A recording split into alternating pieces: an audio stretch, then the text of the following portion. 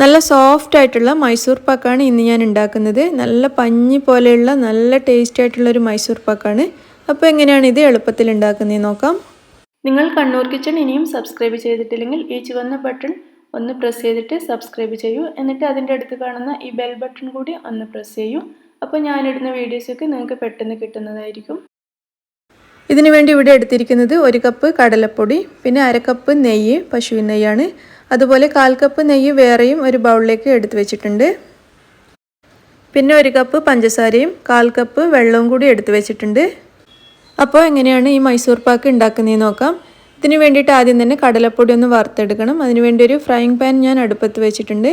ഇതൊന്ന് ചൂടായി വരുന്ന സമയത്ത് നമുക്കിതിലേക്ക് എടുത്തു വെച്ചിരിക്കുന്ന കടലപ്പൊടി ചേർത്തിട്ട് നന്നായിട്ടൊന്ന് വറുത്തെടുക്കാം. ലോ ടു മീഡിയം ഫ്ലെയിമിൽ വെച്ചിട്ട് ഒരു 3 മിനിറ്റ് വരെ ഇതിങ്ങനെ ഒന്ന് വറുത്തെടുക്കുക. നമ്മളിത് വറുക്കുന്ന സമയത്ത് ഇത് ചെറുതായിട്ടൊന്ന് കട്ട പിടിച്ചതുപോലെ ആയിട്ട് വരും. ചെറിയ ചെറിയ ബോൾസ് പോലെ ഉണ്ടാവും. അത് ഉടച്ചു കൊടുത്തുകൊണ്ടേ ഇരിക്കുക.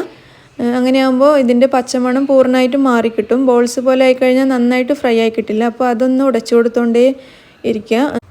ഇതിപ്പോൾ 3 മിനിറ്റ് ഞാൻ വറുത്തെടുത്തിട്ടുണ്ട്. ഒരു 3 മിനിറ്റ് കൊണ്ട് തന്നെ ഇത് റെഡി ആയിക്കോളും ലോ ടു മീഡിയം ഫ്ലെയിമിൽ വെച്ചിട്ട്. ഇനി ഇത് നമുക്ക് അടുപ്പത്തുനിന്ന് മാറ്റാം. എന്നിട്ട് കുറച്ചൊന്ന് തണുത്ത് കഴിയുമ്പോൾ നമുക്കിതൊരു സ്ട്രെയിനറിലിട്ട് നന്നായിട്ടൊന്ന് അരിച്ചെടുക്കാം. നന്നായിട്ട് അരിച്ചെടുക്കുക. ഇതിൽ കട്ട മുഴുവൻ പോയി കിട്ടാൻ വേണ്ടിയിട്ടാണ് നമ്മളിങ്ങനെ അരിച്ചെടുക്കുന്നത്. നിർബന്ധമായിട്ട് ഇത് അരിച്ചിട്ട് തന്നെ ഉണ്ടാക്കണം. അപ്പോൾ കട്ടയുണ്ടെങ്കിൽ ഇതുപോലെ സ്പൂൺ വെച്ചിട്ടൊന്ന് ഉടച്ചുടച്ചിട്ട് നന്നായിട്ട് അരിച്ചെടുക്കുക.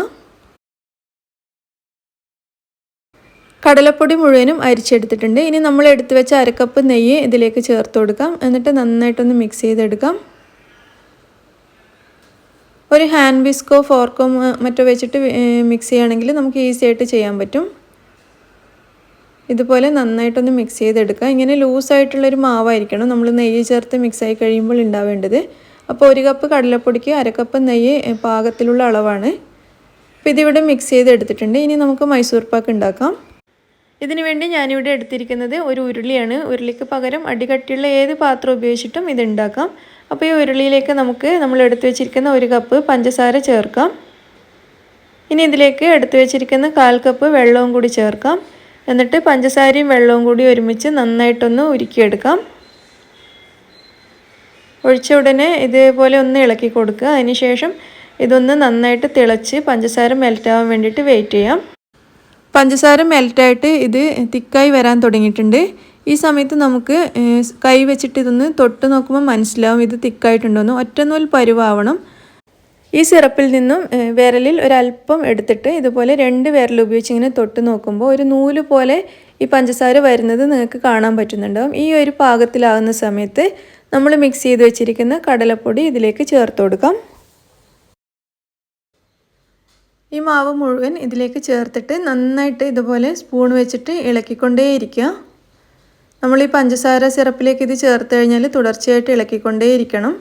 അതുപോലെ ഇളക്കുന്നതിൻ്റെ ഇടയിലായിട്ട് നമ്മൾ എടുത്തു വെച്ചിരിക്കുന്ന നെയ്യിൽ നിന്നും ഓരോ ടേബിൾ സ്പൂൺ വീതം ഇടയ്ക്കിടെ ചേർത്തുകൊണ്ടേയിരിക്കുക. 1/4 കപ്പ് നെയ്യ് വേറെയും എടുത്തു വെച്ചിട്ടുണ്ടായിരുന്നു. അപ്പോൾ അതിൽ നിന്നും ഓരോ ടേബിൾ സ്പൂണായിട്ട് ഇടയ്ക്കിടെ ഇതിലേക്ക് ഒഴിച്ചു കൊടുക്കുക.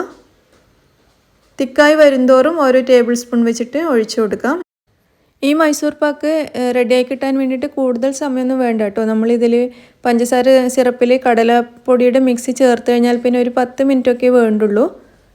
തിക്കായിട്ട് വരുന്തോറും നെയ്യ് ഒഴിച്ചു കൊടുക്കാൻ മറക്കരുത്. എങ്കിലേ നമുക്ക് നല്ല സ്മൂത്തായിട്ട് ഇളക്കാനൊക്കെ പറ്റുള്ളൂ. ഇതിപ്പോൾ നല്ല കട്ടിയായിട്ട് വരാൻ തുടങ്ങിയിട്ടുണ്ട്.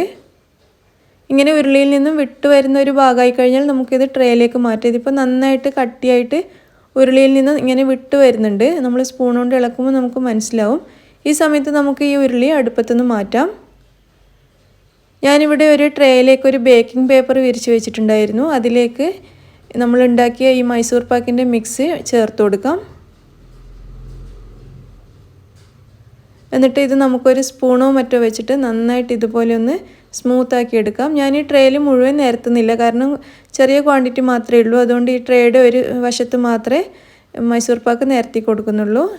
ഞാനൊരു സ്പൂണിൽ അല്പം നെയ്യ് എടുത്തിട്ട് അതും ഇതിൻ്റെ മുകളിലേക്ക് ഒഴിച്ചു കൊടുത്തിട്ട് ഇതുപോലെ നന്നായിട്ടൊന്ന് സ്മൂത്താക്കി എടുക്കുകയാണ്. അതിനുശേഷം ഇത് നമുക്ക് ബട്ടർ പേപ്പർ വെച്ചിട്ട് തന്നെ ഒന്ന് കവർ ചെയ്തെടുക്കാം. അങ്ങനെ നമ്മുടെ മൈസൂർ പാക്ക് ഇവിടെ റെഡി ആയിട്ടുണ്ട്. ഇത് നമുക്ക് തണുത്ത് കഴിഞ്ഞിട്ട് കട്ട് ചെയ്തെടുക്കാം. ഞാനിതിവിടെ തണുക്കാൻ വേണ്ടി മാറ്റി വെക്കുകയാണ്.